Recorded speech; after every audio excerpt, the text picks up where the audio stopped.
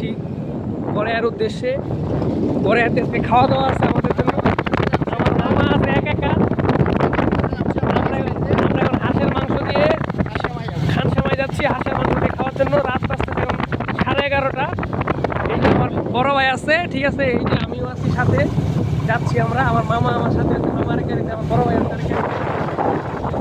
আসলে কি সারাদিন আমরা ব্যস্ত থাকি, তো মানে এখন রাতে আমরা ফ্রি হয়েছি, এখন আমরা যাচ্ছি খানসামার উদ্দেশ্যে। মোটামুটি আমরা এখন ঘরের কাছাকাছি আছি। ইনশাল্লাহ পরের ভিডিওতে আপনাকে দেখাবো আমরা কি খাইতে গেছি। ঠিক আছে, সবাই ভালো থাকেন, সুস্থ থাকেন।